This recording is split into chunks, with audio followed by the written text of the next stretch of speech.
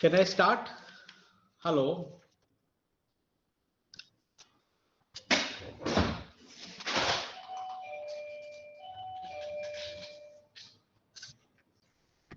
Yes. Yeah. Good afternoon. Yeah, I can hear you, sir. 96 people have joined us on the Zoom thing, and number of peoples are there on the Facebook. May I start with your permission, sir? Am I visible, sir? Yeah, you are visible and audible both, sir. Yeah, thank you. So, I'll just give a small introduction of our honorable friend and speaker today, Dr. Satheesh Kumar. On behalf of Pimpri Chinchwad Education Trust, myself, I welcome Dr. P. Satheesh Kumar, head of Jaya School of Architecture, Chennai. It's just not a pleasure to me, but it's an honor to me to have a great person like you today to our college, and which is going to enhance the knowledge sharing session by you on the topic of emerging trends in sustainable architecture. Just to introduce the positions, respectable positions headed by our honorable speaker, Dr. Satheesh Kumar, sir. He is head of the institute, Jaya School of Architecture, then chairman for Board of Studies, chairman for research wing at various institutes. He has a vast teaching experience, more than 20 years to 25 years, and is affiliated to several government architecture bodies. He is a recipient of awards in teaching. One of the best architects award he's received from the hands of Padmashree Dr. Annadurai, director of ISRO. It's a big honor, sir, to the fraternity of architecture. He is joint honorary secretary of IIA, Indian Institute of Architects, Tamil Nadu from 2010 to 2012. Dr. Satheesh Kumar is keenly involved in syllabus formation and structuring of architecture and master degree courses. He's written multiple papers related to environment. He's presented almost 25 papers in national and international conferences, has delivered more than 200 plus talks with professional expertise. He has guided Ph.D. scholars successfully. He's received the postdoctoral fellowship from Lincoln University College, that's from Malaysia, in March 2020. With his expert knowledge and passion to share his learnings, on behalf of Pimpri Chinchwad Education Trust, I take this honor to welcome for the knowledge sharing session to be conducted by our dear friend, great friend, respected architect Dr. Satheesh Kumar ji. So without wasting much of our time, I would switch my screen to Dr. Satheesh Kumar ji, and it's really great to have you here, sir. Thank you. Thank you very much. That's a very big introduction. I think I can understand the love you have on me. Thank you so much, sir. Yes, sir. First of all, let me start with a thanks note to Dr. Mahendra Sonawani, principal of SB College of Architecture, and also the convener, the co-convener, and the coordinator of this session. And a special thanks to SB Patil College of Architecture Management and everybody. A special call and thanks and anything great to all the students here, because that is the purpose of this session itself. Because I know how much efforts your principal takes to organize such kind of meeting. It has a big purpose behind it, just to orient and share the knowledge, and that's something very great. So applause to all the faculty team who does this behind. So it's a privilege for me to be here in front of you, and I'm sharing you this session, and it takes probably 1 hour maximum. And even if anybody wants this document or PDF for this presentation, yes, I'll be happy to share it to your management or your principal. I think you can make use of that for your knowledge sharing ideas. So whatever you wanted to have through your academics, yes, it could be done. Thank you so much. Yeah, can I start the session, sir? Sure, sir. Yeah.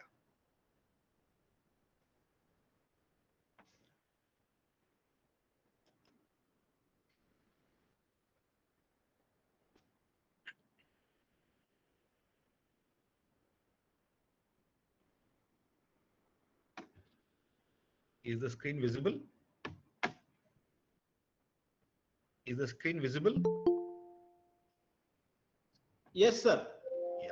Yes, sir. Yeah. Thank you very Screen much. is visible. Yeah. Yes, sir. Thank you very much, everybody. Yes. So, first of all, when myself and your principal is discussing about what kind of topic to be discussed, and a lot of ideas have come, and he's the person who advised to take up sustainable architecture, because my doctoral degree also plays within this. So that's a very interesting and involved topic. And emerging trends in sustainable architecture is the one what we are going to discuss it today. And I want to make it very crisp, light, and very, very short and sweet, and which will be very useful for any of you here. Thank you so much. And we were talking about yesterday, today, and tomorrow. That is the sustainability. How long are we sustainable? So you can see this kind of the old structures which we call as from yesterday, and today we have these kind of contemporary structures available. And tomorrow, yes, we can also have this kind of foldable, bendable, rollable, and movable, portable, what kind of structures, whatever we wanted. So anything is possible only if we have the sustainability within ourselves. That's the whole idea. Of course, yesterday the site was taking up the major advantage, and the vernacular or the materials took up the major advantage. Today, the art, science, engineering, technology, everything put together and takes up a very big strength for this kind of sustainable architecture, what we're talking about.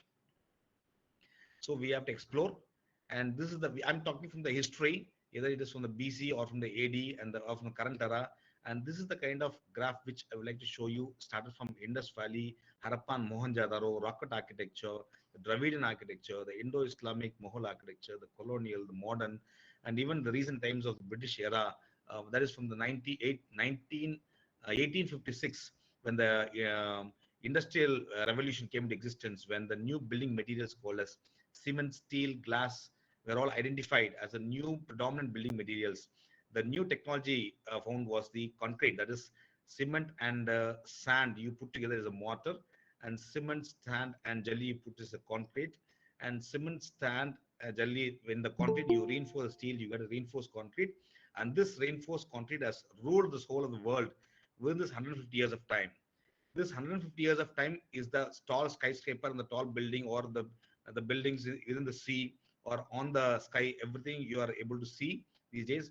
And before that 150 years, you can see all these kind of classical architecture mostly or predominantly done with stone and bricks. That is the kind of articulation with those kind of materials which is being practiced. And every great architect is necessarily a great poet. Yes, you and me, and many even the students will be much more better than any of us. And he must be the great original interpreter of his time, his day, his age. You can see the greenscape, mountainous and contoured side. That is the kind of architecture which is naturally given by the Almighty. And you can also see the waterborne areas, and where the other structures have been connected in the banks. And you can also see the roads where you can see the classical architecture being made in those times. Slowly we move across, you can see the tall buildings and skyscrapers just come into.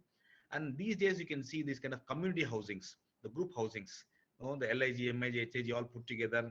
Because without the LIG, the MIG can sustain for their any other household activities like cooking, or a sweeper or a cleaner or a driver. No, everything has to be part and parcel of the whole junk. So that is how it is. Now you can see all these kind of concrete jungles coming up. So that is the architecture of the place which we have traveled. And the right hand side corner, you can see the prehistoric age to the current age of Filipino. And these are the few periods which I would like to show you. That is from the ancient Greece, Roman Empire, Middle Ages, Renaissance, Baroque, Proto-Baroque was also there, and Romanticism, and the modern. That was the periods which we have studied earlier, which has more of articulation and trendy like frame-like forms, free-flowing forms, curvilinear forms, more of articulations made of the surfaces. Then slowly the economy and commerce has grown. You can see these kind of developments happen. Then when the infrastructure got developed, and you can see these kind of updatements, and you can also see the temples, how it has been constructed. You can call it temple, church, monks, whatever you wanted to call. Yes, it could be. And you can see these kind of structures has come into. And again, the performance or the carryover or the maintenance or whatever you call is what is there. And now there's one Colosseum Rome which is seen. Even it is called as a wonder of the world, even in the elaborated stage. So these are the kind of details which I like to show in the past. And I like to show you the current role, tomorrow's architecture today, because whatever you plan for today, yes, it is going to happen tomorrow, and current trends shaping the buildings of the future. So whatever you think, it is you and me or even our students here, I strongly believe the students are better than any of us, because Few of us have got freezed out with something else or a fixed mind, whereas these children has a very beautiful, free-flowing mind and create anything wild. So I can see, you can look in from Lee Corbusier, Walter Gropius, Philip Johnson, Oscar Niemeyer. So you see Oscar Niemeyer lived for more than a century. And Louis Sullivan and Marcel Brewer, Richard Neutra, Antonio Gaudi, Adolf Loos, all of master architects lived long. I'm telling you the word, they lived long because they lived. They did not spend with whatever years it is. They lived, they enjoyed the space. They want to do something great. They were thinking, they were creating. They somebody who creates is called an almighty. No, they created, and that is all. No, they were able to extend their lives more better, and they enjoyed living. So then they explored more of modern and contemporary architecture, which you can see here. The art of sustainable design process in architecture, that is AST, has a different dimensions of the design and also the holism. The objective of that is to have the space first, because the site only decides how you wanted to have that kind of form or a shape or whatever you want. Then how you wanted to have that in the concept and take that into the materials available in that particular region, because we talk about the vernacular architecture. There is no point in importing a material from Italy and talk about the material sustainability. No, it is not possible. It should be low cost materials, be locally available. No, it should be easily reached. It should be easily made. So the construction materials play a very vital role of the nativity of the particular region, and the contextual and the cultural values of that particular material in that particular region makes vital importance. For example, Taj Mahal is another example for that. And for example, that is done for 22 years by the king for with 22,000 people. No, and that's even now stands as a mark of the world of the wonder. So the holism, and which contains this nature, human, place, and energy resources, which is all is a part of the objective of the design, is doing whatever we wanted to create. So here, you and me comes to the role. Who's an architect? He's a master leading and leading the whole team of the different disciplines. Different discipline includes technical supports or consultations or executors, contractors, builders, developers, promoters, in whatever way you wanted to call anybody, you have to manage as an architect, as a leader. So the building and the user needs, the needs program and the building performance and the operations, they are the users. Anybody could be the user. For a residential building, yes, you may have a small family or a big family. For a industrial, okay, there's some set of people who knows about the subject. They are into the industry. Institutional, yes, it's you and me. Like we stay in the institution, yes, the students and teachers and the management, yes, they are a part of that. Whereas when you talk about the public buildings, no, you have a mixed combination of all these sectors. So public, no, I have a different mind and different mindset. You talk about temple or a mall or any kind of public spaces, the mindset of anybody is different. So the responsibility of the architect and the promoter's role is very, very big in these kind of areas. So that is other one. And the different disciplines, like, the responsible for disciplines supporting the concepts in terms of technical supports and executing supports.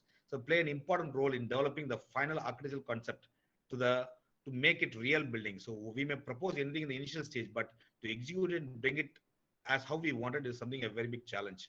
So this master architect is very, very important to engage and take this team much more forward to conclude the things whatever you want at the end of the day. And also the objective plays with this art of sustainability. So I was not talking, I don't want to talk about the current trends, what is happening. Current trends is very, very different. What we talk about the current trends in sustainability, because we always believe in sustainability because the trends will keep changing. But when you're sustainable, yes, fine, you can keep going whatever best possible you want. So just a minute. Madam?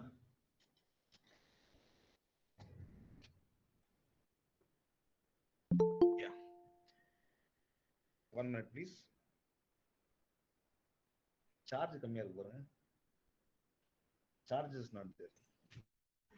So the art of sustainable design. So you have three types. One is the revolutionary innovative development, which happens automatically out of any different reasons. So that is revolution. And the second one is evolutionary, which happens automatically. That is evolution. And the third one is the normative development, which happens very normally. So you have different scope available. The edge of the previous depends on the scope of what we wanted to do. That is, a paradigm starts with the revolutionary and ends evolutionary or even the normative. It depends upon the kind of conditions which time we are living, which whatever era or whatever conditions we are in. Of course, now we are in the Corona period.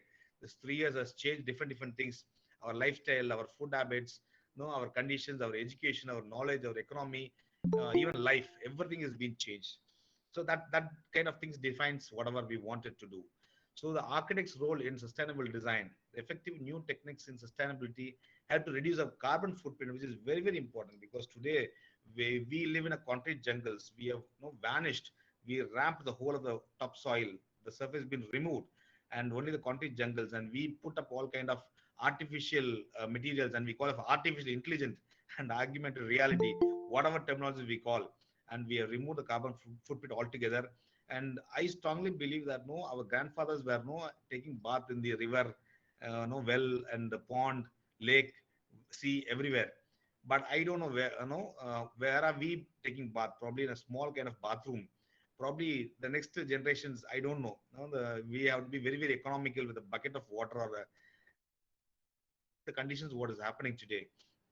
So we have to save water, we have to save the carbon footprint, and because of which we can improve the health through the use of sustainable materials. Because the materials only will play a very vital role. So without the materials, which is locally available, because even the plants, you cannot import a foreign plant and make it to grow here. You cannot bring a dolphin and make it to perform here. Like that, you cannot bring out any foreign material and make it to. It will not work, or it may seem to be like something, but which may not be suitable for you, for your body conditions. So the body conditions is very important, which adapts to the natural or the local availability. So here we talk about sustainable building, which we should have a cooling roof in the sense for that kind of adaptable temperature. The stormwater management, zero energy buildings, and luminevent technology, sustainable construction material, which we are going to see in these presentations, and the green building in India. So a few of my students ask me, what is green building? Is that painted with green? Which is actually not. The design, whatever we make itself should be green, which is natural, right? Even a small hut is a good green building. No, yeah, a small pot which has a good water is a green material. So please don't drink freezed water kept in a refrigerator. You can drink water kept in a pond. You can use that red oxide flooring, very beautifully made. No, you can use this kind of thatched roof or bamboo roof or a tiled roof, which is naturally good, which suits to that kind of condition. Because I'm not adapting, putting it to a different conditions. For that, which suits to that kind of conditions. See, for example, in a very colder place, you cannot use certain kind of materials. In a hotter place, you cannot use certain kind of materials. Pan India, you different climatic conditions evolves. So you have to identify the materials based on the climatic conditions and perform. But I'll be very clear, geographically, the Almighty has given that kind of materials and plants to grow in that particular region, which suits that kind of conditions alone. So what is a green building? What are the features of green building? Advantage of eco-friendly house, green building council and certifications. This is only to certify that he is so and so or she is so and so. But more than that, the design itself should be green or habitable for anybody who is going to be the occupant for that particular place. So, and who is practicing currently? The development of the new and revolutionary materials has made possible the creation of some buildings that in a recent past would have been unthinkable. So I will show you some of the buildings. You can see the picture here, which is made of terracotta, and see the patterns, how beautiful it creates. And the orientation of that also plays a very vital role, because when it is in the eastern side, the sun rises in the east. So in the morning, you see the rays or the patterns which has been created. In the evening, the sun sets in the west. So these patterns will not be seen in the evening. And every day it creates a kind of trauma or a kind of different conditions and different kind of effect, psychological effect. So it all in the hands of architect, how you play the space, how you play the climate, how you play with the geography, how you play with the altitude, latitude, how you play with materials, and how you orient your design accordingly. So it is all the creativity of the architects. It could be you and me or anybody. All these things was much proved by the master architect whom I showed in the list earlier. So the architect's role in sustainable design. So here we all come into very serious matter. You can see these kind of bamboo strips here, which gives a very good light patterns at different point of time. The effective new techniques in sustainability, because I'm not talking about current trends. Current trend is totally different because it is reuse, recycle, whatever they call. And the new technology, there's something called Mavan technology is coming up, and hollow block technology or many different technology coming up. But I'm not touching into that particular trend. I'm talking about the sustainable trend, which suits from our forefathers' age, or even it stays to our grandson's age. The effective new techniques in sustainability help to reduce our carbon footprint, save water, improve health through the use of sustainable materials. That is the sustainable building and the green building India. These are the two very, very important things which I'm going to show you in the next slide, next few slides. So here the sun rays comes up, the warm roofs reflects only 20%, whereas in the cool roofs reflects 80%, so that the indoor temperature based on the geographic conditions, it changes at every point of time. Thus, you can also see in this slide, you see that plants or the trees is being planted at different levels, which maintains that geography, which maintains that local temperature, which keeps the environment clean and better for a vehicular movement or even a pedestrian movement. You can see this is the stormwater drain which is being collected, channelized properly, and handled at different points to plant, to water the plants, to water the trees, to water even any space. Even it could be watered on the rooftop where you have a roof garden or a balcony or sit outs, wherever you have. Everything is possible because there we understand that no drop of water is wasted at any point of time because it's naturally given. For example, I'm just showing you a picture which shows that no, the rain falls on the top surface of the roof, and no, the water roof garden is being very much watered, and the plants grow automatically without any very serious maintenance, and the overflowing of water is being taken up through this kind of pipe, and you can see the pipe is getting channeled out and taken to the bottom and well connected into the sump. And again, whenever you need it, you can pump it and use it for your water maintenance, or you for planting or for gardening or whatever it is, and there's no wastage of water at any point of time. And you can also see on the right hand side, these solar photovoltaic panels are kept on the surface so that no, the wind also generates energy, the sunlight also generates energy, the water also generates energy. All the panchapudas plays a very vital role, and everything generates energy, and which is all available free of cost. Believe me, it's all free of cost available, and we have to restore it and maintain it and preserve it. And you don't need to worry about, you don't need to pay to any the electricity board or whatever, because now all of us are paying because we consume through different source. But when you practice this in our houses and orient the building space accordingly, use the local materials accordingly, and prepare, make the design very well made by a very good architect, understand the geography, understand the site, understand the materials, plan, orient your buildings accordingly, and use of these kind of materials available, good rainwater harvesting, good water conservation, good solar photovoltaic panels, and maintain it. And I'm sure the running cost is nothing. Minimum you pay maintenance cost, minimum you pay the electricity board. Even that could not be made. It could be all available free of cost. To create a zero energy building, yes, the step one, to increase the energy efficiency. So it is not only for us, even for the building, we have to increase the efficiency, the efficient building construction, the efficient systems and appliances, the operations and maintenance, and change in user behavior, which is all very important, because when this has been efficiently managed, anybody who is sitting and performing any works or even living there will have a better quality conditions, where their psychology will be more better, and the efficiency of that particular person for whatever he or she is doing will be more better. And step two is address remaining needs with on-site renewable energy generation. That is your windmill from the air, and solar photovoltaic panels from the sun, and the hydro energy from the water, and also from many other different sources available today, which is all available free of cost, where you can generate zero energy into the space, into the buildings, or into the structures. And this is another important example which has been practiced many places across the world. I'd like to show you this picture because you can see the car parking cover is being made with the solar photovoltaic panels, which is again oriented towards the sun, rise and set. The east and west, it has been oriented so that it makes as a cover for car parking, and also generates the electricity for any other requirements, maybe for a pump set or even for any other gadgets inside. Everything is free of cost available. And you can see the next one also, the electric cars or vehicle, where that is also plugged out, and that energy is also free of cost available. And you can also, in the third side on the right hand side top corner, you can see the people are walking on the photovoltaic panels or cycling on the photovoltaic panels. Again, it also used that way. And the fourth one is the pavilion, which you can have the full truss vaulted on the rooftop, also could generate much of energy, which is all free of cost. Only initially, instead of using that material, we apply the common sense and use these materials available. And I'm sure the running cost is so very less, and the investment whatever we made, we can take it in 2 to 3, 5 years time, and rest of all the years it's all free of cost. And green living design technology, there's something called as the luminevent building design technology. You can see the right hand side building, tall building. For every 2 floors, you can see one kind of cavity has been made up, where you have the light to enter inside and the wind to also cross across, move across. And the tall building, you can also plant trees in between, plant plants in between, or even the roof gardens. And you can see that in the plants how the air has been well circulated. You can also plant a very good of very good order.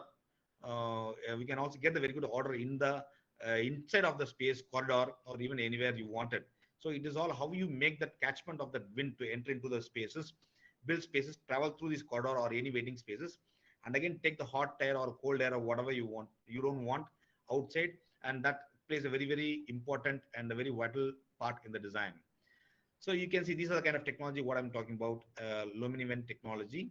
You can see these kinds of plants, because now then we have covered the earth surface or the top surface or the green surface in the earth. So we have covered fully with concrete jungle. At least now then we didn't take it forward. Let's have a better tall buildings and plant, use the balconies and roof gardens and the other pavilions. Even you can see the bottommost slide. You have that's the driveway parking space, where it is all completely covered with the planter box, and where good energy is being generated. It only needs a very minimum maintenance, but you have a very good temperature and climate inside, and also a good psychological feeling you will have. I'm very sure all of you here will understand that even in your house you will have at least small plant which will give you more of psychological comfort inside your house. And you can see the three reuse and recycle. You can see the reuse of anything available here. For example, the water comes up and you take that water and filter it, capture it, and then circulate it to wherever you want it. The plants grow through that. You have the economics, the ecology, politics, and culture all plays a very vital role on this, especially that is marked in the circles of sustainability. So this is how we calculate this, and how much of energy you need it, how much of light you need it. We need light but not glare. We need temperature but not heat. So again, depends upon the geographical conditions, how we perform the space, how you make use of the space, how you want to have interior lighting, whether you want to have dull lighting or a soft lighting, or a not diffuse lighting, or direct lighting or indirect lighting. So everything, it makes a lot of difference. Even the same place at different point of time in a day and night, it gives you different climatic conditions. Believe me, the moon is also a source of light. The stars are also a source of light. It's all available free of cost. Let's get benefited out of it. And these are the few sustainable construction materials which many of us have forgotten. Believe me, again, I recall it is the clay, which again always stands throughout our life. The bamboo is one of the very good green building materials, again certified by many other international agencies also, apart from our national Indian agencies. And also you have a secondary materials which is recycled, like your fly ash blocks, and you also have a bricks available, you have a wood available. For example, wood I mean here is, if you happen to cut one tree, you plant 10 trees. That is the system made by the government and even other organizations.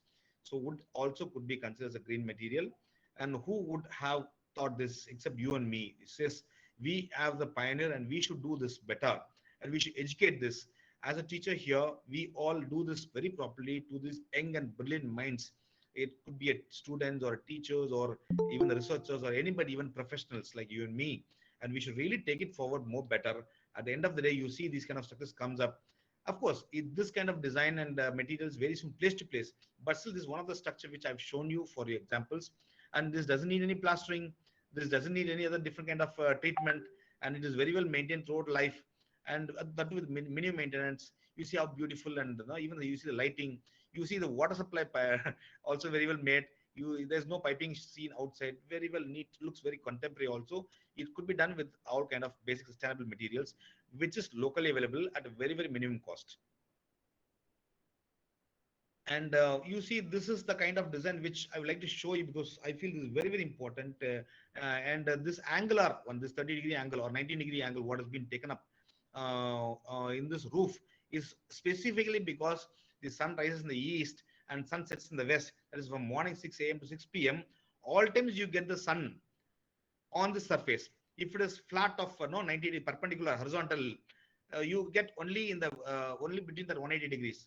Here this one, except this the 90 degrees, rest of all the other degrees you will get the sun rays where you get the benefit of that sun energy into the solar collectors, that is the solar photovoltaic panels available on the top here, and that takes that energy and circulates that through the um, uh, uh, pipes and wires inside, and gives that through the windows, for the windows, and the excess heat from the indoor air or used heat, the upcoming air, and the tap water also be, you can have that has a hot water inside, and the radiator on each floor can heat the whole house in case the temperature is very cold. And the atrium is also a good source of light where you can take the light inside. And again, you can see the rainwater collection is also taken up in this in the last shared area, where that portion is cut, and there again it's a blunt wall where you don't need to provide anything because you want that specifically for some purpose that way. So that is also made blunt, and there you take the rainwater, collect it very well, and use it for any other domestic or any other purposes you need. So very, very effectively you can use the space. There's a lot of there are hundreds of ways of designing the spaces to have the catchment of the rain, light, or air, or even anything you want, the panchaputas. Believe me, without panchaputas, there are a lot of people who struggled in the hospital during this corona time because oxygen was in a very big deficiency. And these kind of trees was available, which gives you free oxygen. Let's plant more trees. These are the kind of other examples which I'd like to show you in a very simple structure. You see the alternative energy from electricity, which is bought by the solar photovoltaic panels on a southern side, and you can see low flow and the dual flush on the toilets, and the duct work sealed with mastic, and you can see the high quality insulation and sealing, the minimal of the carpet use, the carbon monoxide alarming has been made, the large overhangs has been extended. On the other side, you see the alternative energy solar panel is used for the water heater alone, and also you can see the pipe is getting connected, and you have the rainwater collection there and being connected to the native plants. And you also have other spaces inside which gives you better climatic conditions and better lighting and environmental conditions, either the space and the nearby spaces. That's a very, very simply made design. And you can also see the rainwater harvesting system very well worked out here, and how it has been taken up from the natural sources. So we can talk about many different technologies available. The sustainable radiation, ecology, architecture, all big names that many people talk about. But how many of us are really practicing? Let us touch our heart and see. Yes, definitely. If not, this same year, whatever we have got it from our earlier generation, yes, we have to hand over very safely and in a better way to our next generation. Believe me, after 50 years of time, probably whomever is available in this world may not be in existence tomorrow. So after 50 years, maybe, or even earlier also. So what we have to give is transform this kind of beautiful earth, what we are enriching today, to the next generation very happily. So it is our definitely it's a biggest responsibility. It's a societal responsibility. It's a life's responsibility. So unless until we as an architect understand this responsibility and practice, preach, and evolve this across, and first we will do it for our house. First we will do rainwater harvesting in our house. First we put solar photovoltaic panels in our house, and we create even small elements into our house, even plant trees in our house. And then you get practice, and you can see the beautiful plants growing every day. You make your children to water, make your parents to water, make you first water. Then you can see how things is getting changed.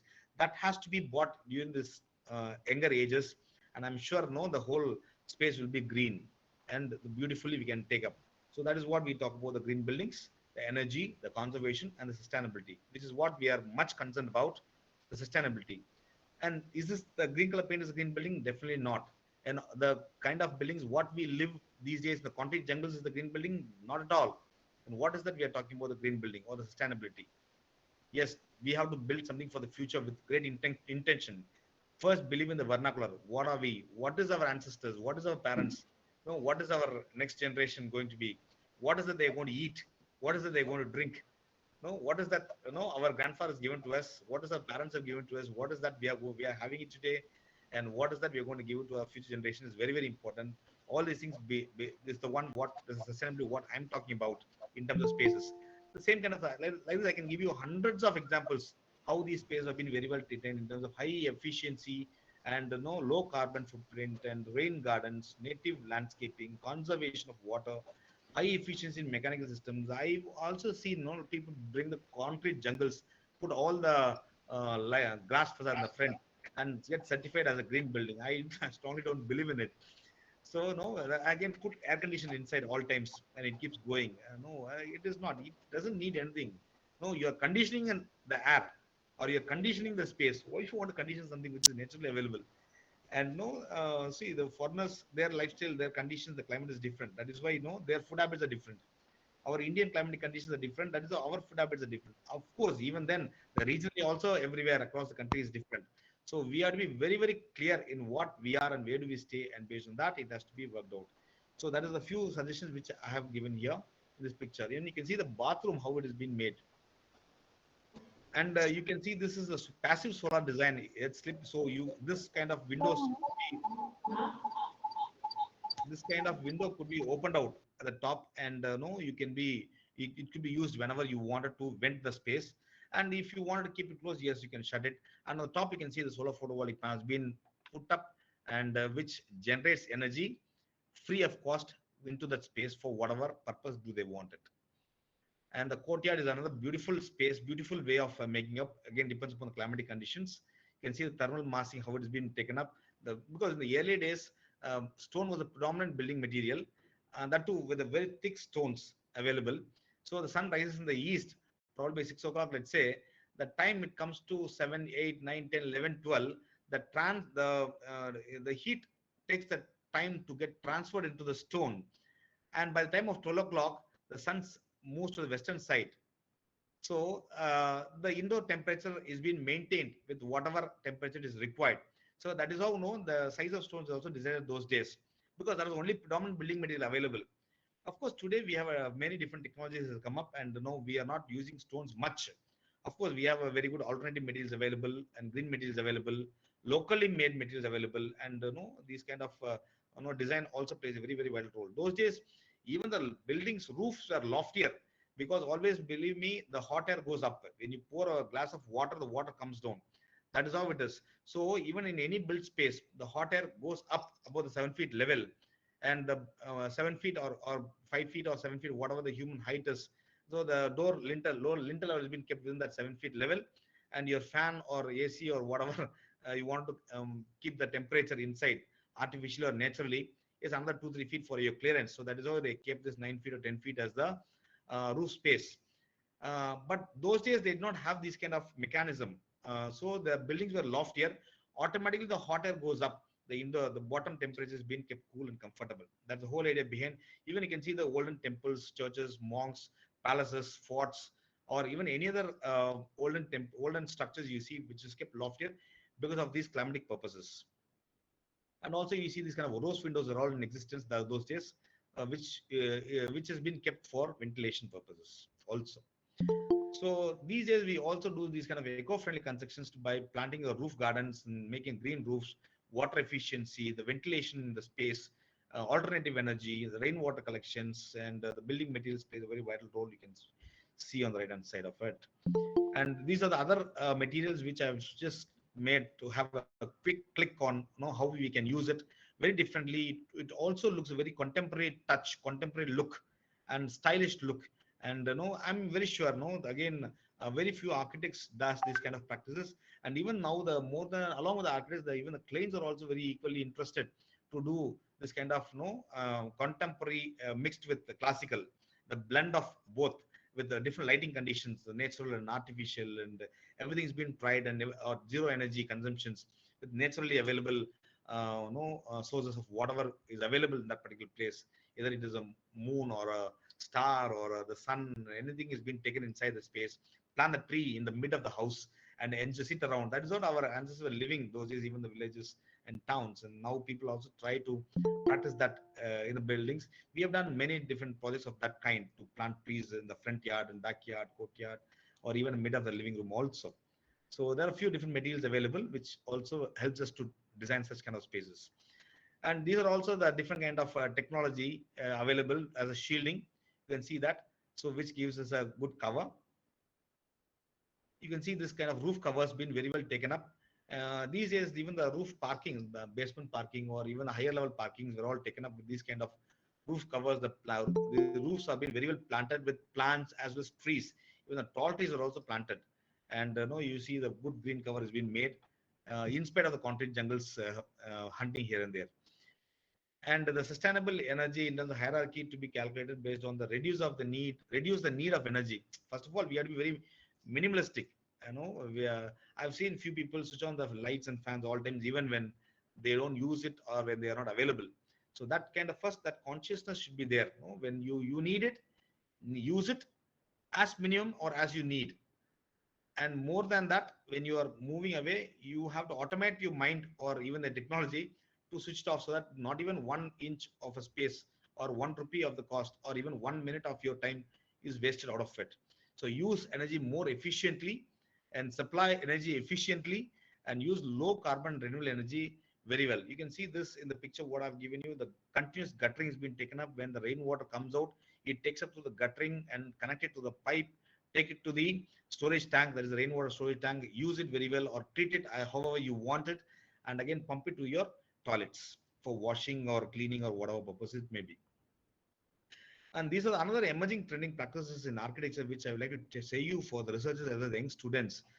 This is the window of positions which is being given, which is projected out slightly. Normally, you see the conventional windows 4x6 or 4x4, or even later days, the French windows came into existence, which takes the sunlight and heat directly into the spaces, whatever it is. Here you have this kind of indirect attraction of light or receiving of light, or the connectivity of that light or heat, whatever. When you want it, you can take it accordingly by opening it or pushing it out and pushing it in. It all depends on how well you use it. This is the kind of technology which has been very good practice internationally also. Now we are also doing it in our Indian architecture practices. You see this kind of water coming up from whatever source it may be. You have the 2 sheets of polyamide felt which makes the plants to grow, and you also have one rigid PVC sheet which is a solid material kept in between, and you have one metal tube of scaffolding kept inside, and you have an exterior wall. This is the one what I was talking about, the earlier technology where they had a very thick stone walls constructions where the sun comes in, and by the time sun comes by 12 o'clock, the when the time the heat enters into the space, the sun goes away by midday. The same way, this kind of the surface has been treated with these kind of plants. The all time the exterior walls been taken care, the indoor space been taken care with the whatever temperatures you wanted. So, and this is the pictorial meadows green roof seed mix is kept on the top. You can see the green estate, green roof substrate is being made the bottom. Then you have a filter layer, then you have a drainage layer, then you have a protection mat, then you have waterproof membrane, then you have insulation, then you have vapor control layer, then you have plywood deck, which keeps the surface more better to maintain whatever temperature conditions you wanted. So I would like to give you 15, finally, I would like to give you 15 simple sustainable practices, which anyone can practice. Need not be an architect. Even our 7-mate can do this very well. Where we have to educate anybody. As a professional, yes, it's our responsibility to educate anybody and practice ourselves, for sure. Architects can implement this in any project. You can see the build only what is necessary. Let us not build which is not necessary or which is not going to be unused, right? So let us be very, very minimalistic. There's something called minimalistic architecture is also coming up, and build only what is necessary. And this concept comes into play mostly in the renovation project these days, because people have built it so big, and especially even our early generation, the grandfather's period or father's period, they would have big bungalows. Probably that was a big, that time it was 50, 60 years before, there was a big family or a joint family. They were living about 10 children, 15 children, and all relatives all put together. They all lived in a big bungalow type, big house. But as days goes on, these days, these joint family people get migrated wherever they want, they can, they wish, and the family becomes smaller. And probably even I've seen some big bungalows, some 2 elders sitting uh, without knowing what to do with some 7 mates. So what they do is they demolish that big building and construct an apartment again, do make it commercial. This is what is happening in many cities, which I understand. So probably maybe the need of the hour, but still, but today when you look into it, let us not do something which is not required or needed more. So let us do anything whatever is required, as much as required we do. So this concept comes to play mostly in the renovation process, because those buildings now they want to make it as minimum and make other things purposeful. And the other one is, the second point is the building orientations designed to reduce consumption, because when you put up a bedroom on the eastern side, again the morning this fellow has to run out, or even if you put in the western side, yes, he cannot sleep because the hot air ingress will be very much because of the western heat from the sun. So the design of the space is very, very important. The orientation of your buildings, orientation of the spaces, everything is very, very important. Even your materials also, orienting your materials also very important. So the geographic location of site and its climatic zone plays a very, very vital role in the design of your building itself. And you can also see this third one, the thermal insulation, what I wish to talk, because you can see this left-hand side structure, the full wall surface been made with the solar photovoltaic panels, where that may be, we have received the sunlight and take up the energy and, use that purpose very much inside, where they may not be, they may not require to pay any electricity charges or any other water supply consumptions. So it's all free of cost available, and the whole other spaces is being used for some other purposes. Just took up this picture somewhere because it really, I got carried away with that kind of wall facade, whatever material they may be. This is solar photovoltaic panels we call, and even the roof is also made such this way. You can see that in the picture. So the thermal insulation being made, even orientation of the building is also of that kind. So the fourth one, the use of renewable source of energy. So let's use only these kind of materials and use that energy very properly in terms of consumption at that particular site, how much ever you need it. So the next fifth one is the use of energy. What energy? Very efficient energy systems. So used to supplement the passive systems of heating, ventilation, cooling. It depends upon the climatic conditions wherever we are in, or even the place like Delhi, it is also cool sometimes and hot sometimes. So again, the balanced nature of the design is very, very important. And the water management system. See, in green concepts, they talk about sustainable site, water efficiency, energy and atmosphere, materials and resources, and indoor environment quality. These are all, along with that, the innovation design also plays a very vital role. So these are all the roles and responsibilities of an architect. It need not be called as a green or a blue or whatever terminology, because the designing of a space itself should be green. The sixth one is the use of locally available materials and the craftsmanship. The materials with low embodied energy plays a very, very vital role. Let us use locally available materials. Let us not import materials. People say very stylishly, I have made Italian marble for my project. And not required. I request anybody, if anybody using, please use our locally available material. Please use our local craftsman. See, our local architecture is getting diminished because we get westernized. We get carried away. Let us not do that. So let us get performed with our own architecture, our own craftsmanship, our own locally available materials. So, and the rainwater harvesting, which is a very, very important one, which is needed the hour. The rainwater harvesting in a building can be used for non-potable purposes in the building, for whatever purposes apart from drinking. Yes, you can make it, or you can treat it and use it for any purposes you wanted. And the next eighth one is the provide provisions for gardens and green spaces. The communities that grow their food, yes, everything could be made with the carbon footprint. And the ninth one is the manage material waste generation and recycling. You see, even the waste materials is being taken up and used very well effectively. A lot of waste is generated as a result of the building constructions. So even in any building construction, I also understand, because we made a big survey when we do the projects, about 15 to 25% of the materials have been wasted. So that may be the project profit of a contractor, if he saves those materials or the wastages, and it is being thrashed, and again searching for a space to dispose these garbage is also another big problem, and again that garbage again creates a very different problems. So minimize those wastages also, or even prepare a design which gives you no wastages. Probably it starts from your materials purchase or your model of the building spaces, or even your tile design also. Probably if your tile is 2 by 2, if you're decided, you can make the module space in the modules of 2. Probably it could be 4 feet, 6 feet, 8 feet, 10 feet, 12 feet. If you make it 10 and a half, probably this half feet is cut and another 1.5 feet is they throw away, because they don't know how to manage those materials. So like not only this tile I'm talking about, even each and every materials, you talk about cement, steel, glass, concrete, whatever, or even brick, or even stone, whatever material you talk about, take it as much as possible, use it as minimum and as required, then so that we don't waste any other material accordingly. Even if happen to have some wasted material, reuse it wherever you can in the next project, or wherever you can, or give to somebody who could use it definitely. So, and wastewater management is again very, very important one. The organic waste been compost, and it could be used as a recycled grey water. And life cycle of the building, you can see the life cycle of the building needs to be considered, because normally 25 years, 30 years with these buildings people talk, but you see the olden days buildings stands for even thousands of years. So here we really, as an architect, we have to think about it. What kind of materials are we using it, and how do we conserve those materials? How do we conserve those place, or even restore those place and take it forward to the next generations accordingly? And responsible sourcing. It is important to source materials from manufacturers who are environmentally responsible for productions, where we are definitely responsible to educate those manufacturers, producers, or even the technicians, or even the technical people who advise anybody to take up those materials. Yes, we have to sit along with them, do a lot of R&D, and take up that as a very serious business. And once those ingredients are properly made in any food, and if any ingredients is properly made in any buildings, I'm sure the taste of that living is going to be so beautiful. And awareness of materials and innovations. Unless until we understand the material, we cannot succeed. So you have to really, I really don't know how many of the architects or even the students know the weight of the brick.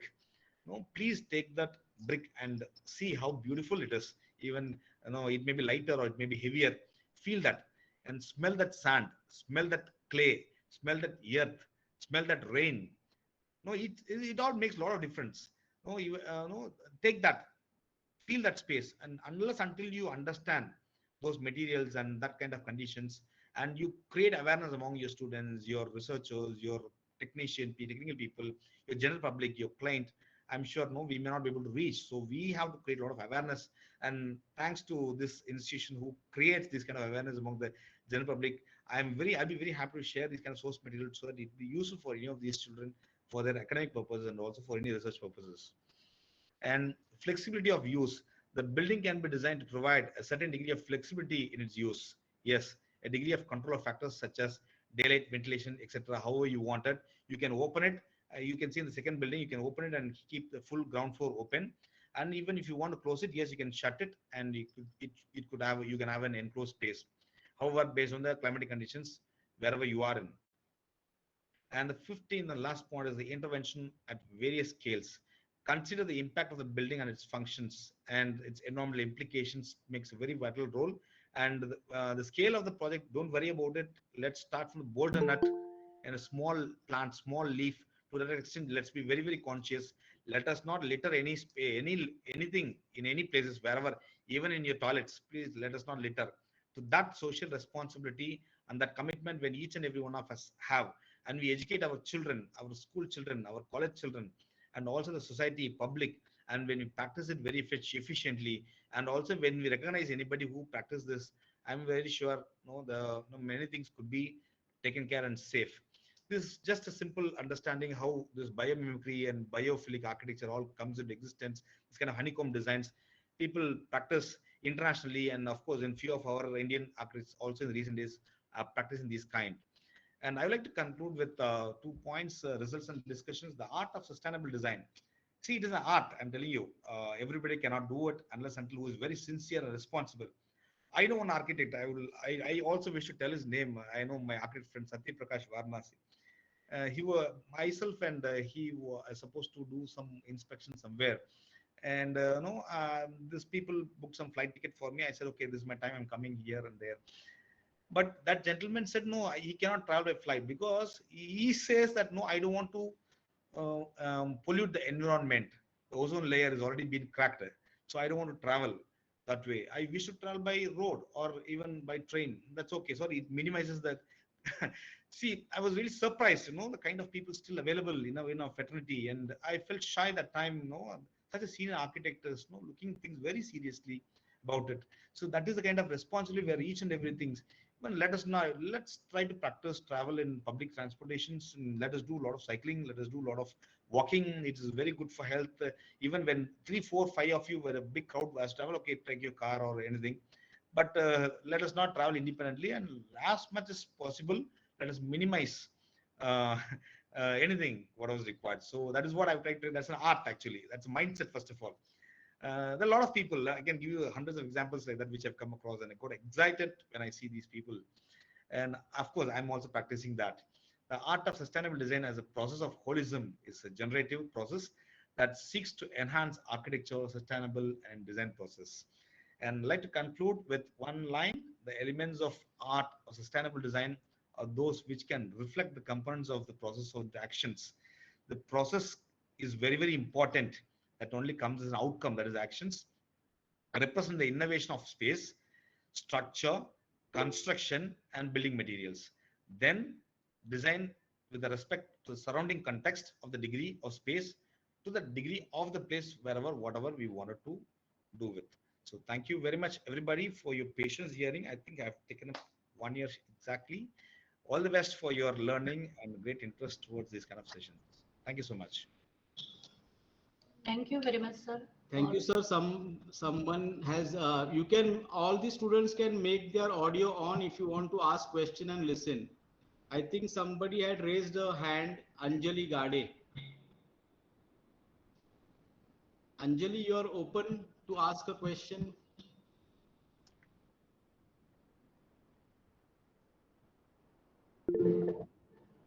Yeah, there's a Message from them. message of a beautiful presentation. Yeah. Thank you. Anybody wants to ask any question, or later you write to me and I write to sir again? Thank you, somebody who has written that, because I take the privilege to tell this, because all these things we have learned from our parents and teachers.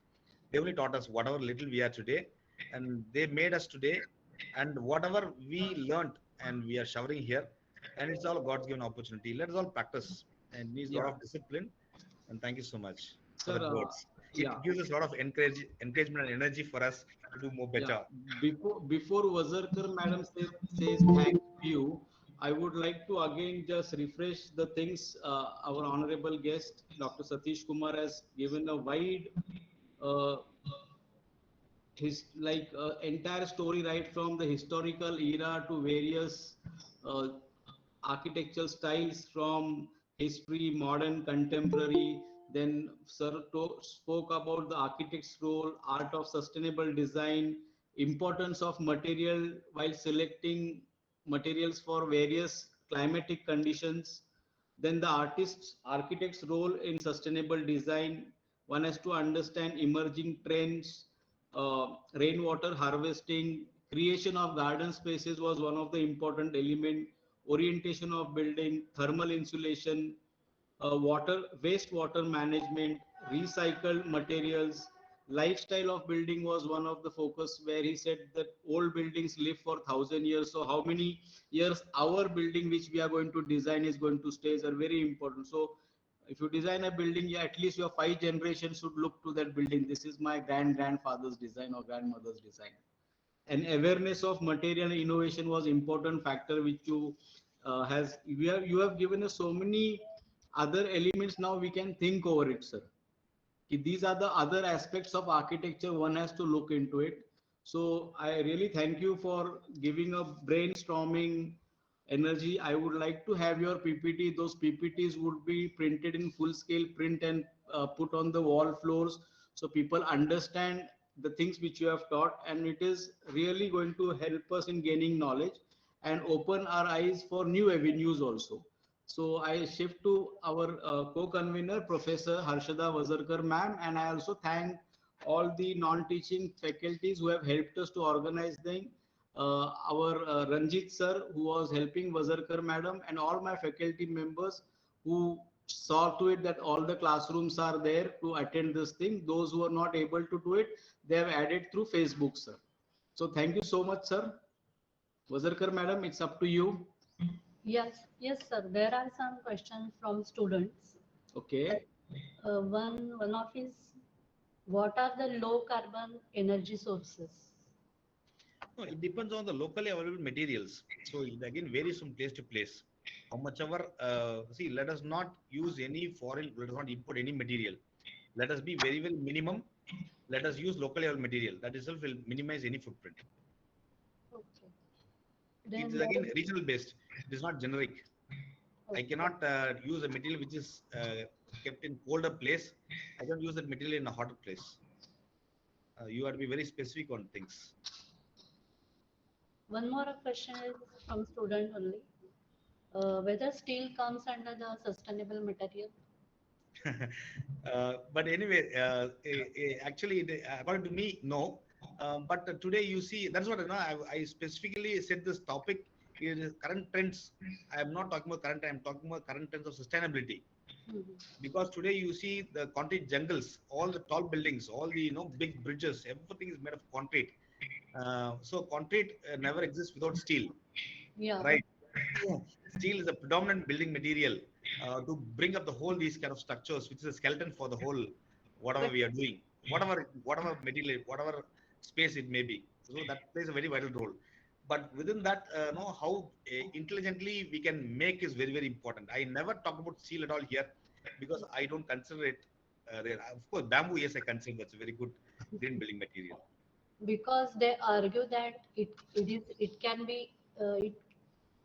recycled. It So could be recycled. uh, Anything could be recycled. Even a hospital waste could be recycled. Anything could be recycled. But let us go green. Of course, nothing wrong in using steel wherever you need it. Probably, I think I don't know how many of you have visited Isha Yoga Center in Coimbatore. There's a very beautiful surface made in the center. I forgot the name of the architect, and the wall becomes a roof, and again it becomes a wall. No, it's a uh, beautiful surface. Doesn't have any steel materials.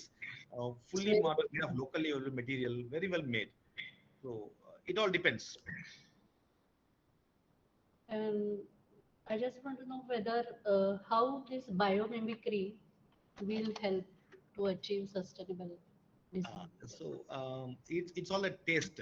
Somebody wants to design a space where their house is honeycomb design. That's why I have picturized there. Yeah. So the house is made with honeycomb. Somebody wants to design a space in the form of leaf. So that is also I have shown you there.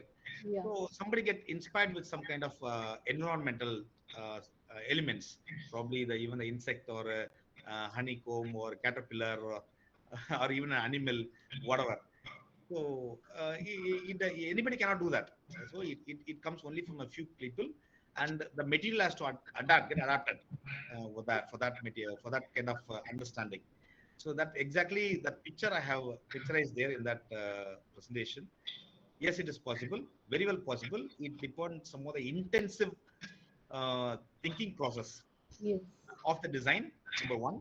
Number two, intensive understanding of the material to bring that into reality. Yes. The That is process is very very important to reach the product. So I always tell to anybody, anything you want to create, yes, keep that very strongly. It may be your concept, and make the process very intelligently without missing out. There you get the product excellently, and the concept and the product will match exactly only if the process has been made very well. So that's how I'm very sure that is also a very successful one. It's a very good sustainable design also. uh, now I request faculties and students, anyone who has any question,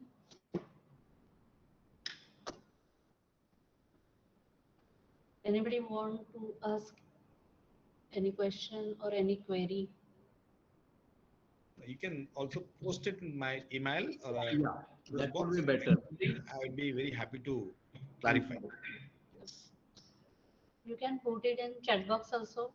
And you can also share my email address to them so that Okay. they Sure. will also communicate to me. You can share my phone number. Yes, sir. So it will also be very useful for them so that I'll also be very happy to share whatever little I know. Sure, sir. We'll take a feedback and ask questions and post it to you, sir. Please. Okay, fine. Madam तुम्ही vote of thanks देताय ना? Okay, yes. हा, संस्थेतर्फे तुम्ही द्या. Sir, it was really extremely beautiful and informative presentation. It covered all the aspects of sustainable design. On behalf of Pimpri-Chinchwad Education Trust, S.B. Patil College of Architecture and Design, I, Professor Harshada Wazirkar, take this opportunity to thank our honorable chief guest, Dr. P. Satheesh Kumar, for making this seminar more knowledgeable. Sir, I am sure that your inspirational thoughts and valuable guidance will definitely help all of our young budding architects. We are highly obliged that in spite of your busy schedule, you accepted this invitation and graced this event with your presence and guide our students about various parameters of sustainable design. Also, I don't mention the points because sir already summarized all the things.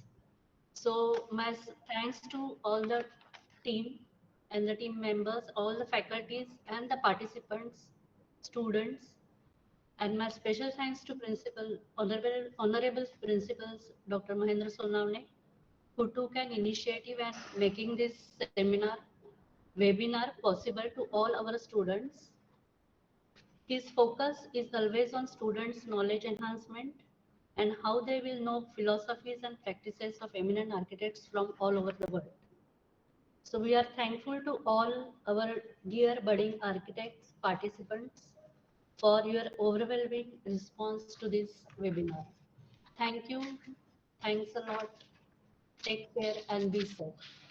Thank you. Thank you once again, sir. And also one more thing, sir was so a good human person that he accepted our webinar to be postponed because of some issues at Maharashtra state. Thank you once again for that, for giving us this precious time, sir.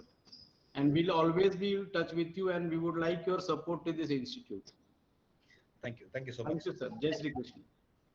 Thank you, madam. Yes, on this note, we will close this session. Thank you very much.